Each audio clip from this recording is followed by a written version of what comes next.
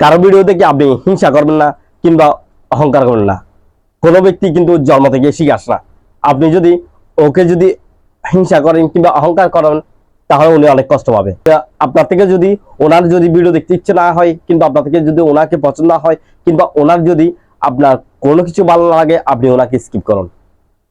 আপনাতে ভালো লাগলে আপনি সরাসরি স্কিপ করে চলে যান, কিন্তু কোনো অবস্থায় একটা মানুষকে আপনি অপমানিত করবেন না কিংবা হিংসা করবেন না কিংবা আপনি কমেন্ট সেকশনে গিয়ে কোনো খারাপ মন্তব্য করবেন না।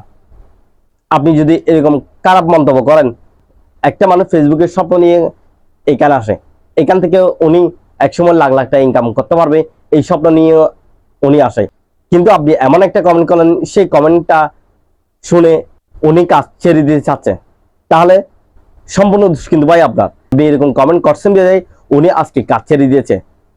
আপনি একটা মানুষকে সুন্দর পথ দেখান, কাউকে নিরাশিত করবেন না কিংবা আপনার কমেন্টের মাধ্যমে কেউ একজন যেন কষ্ট পায় এভাবে মন্তব্য করবেন না কিংবা আপনি কাউকে হিংসা করবেন না, অহংকার করবেন না। আমরাও যখন নতুন নতুন যখন কন্টেন্ট তৈরি করছিলাম আমাদেরও মুখের কথা আটকে গিয়েছিল, আমরাও কিন্তু প্রথম অবস্থায় পারি নাই। আমরা যে একদম আহামরি অনেক সেলিব্রিটি তাও কিন্তু না।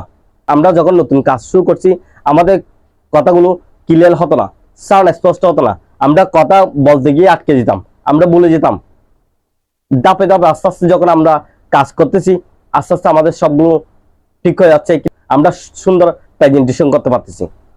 এটা ধাপে ধাপে করার ফলে হয়েছে, কিন্তু এটার পিছনের রাস্তা কিরকম সেটা কি আপনি জানেন? জানেন না।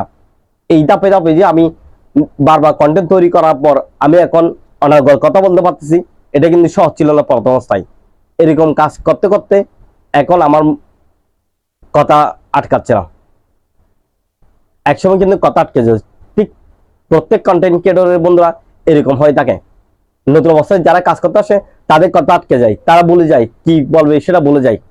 একটা সহজ না ভাই কন্টেন্ট তৈরি করা। আপনি মনে করছেন যে ক্যামেরার সামনে আসলে আপনি অনেক কথা বলতে পারবেন, আসলে না।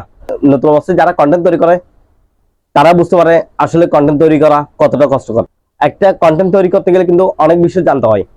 আমরা যে ট্যাগ রিলেটেড ভিডিও তৈরি করি এই ট্যাগ রিলেটেড তথ্য জানতে কিন্তু আমাদের বিভিন্ন ওয়েবসাইট ঘুরে আসতে হয়, সঠিক তথ্যটা এনে আপনাদের সামনে বলতে হয়, এবং বলাও তো সহজ না।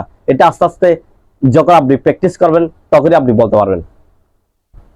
আপনি হঠাৎ এসে ক্যামেরার সামনে কথা বলতে পারবেন না। তো বন্ধুরা, যারা অন্য ব্যক্তিকে হিংসা করে কমেন্ট সেকশনে খারাপ ভাষায় কথা বলেন তারা রিকোয়েস্ট করি করবেন এটা, কারণ আপনার কথা মাধ্যমে কোনো ব্যক্তি যদি কাজ ছেড়ে দেয় এটা কিন্তু আসলে কষ্টকর বিষয় কিংবা আপনার ব্যর্থতাটা। আপনি চাইবেন সবসময় ওনাকে আরো সামনের দিকে এগিয়ে যাওয়ার জন্য উৎসাহ দেওয়া।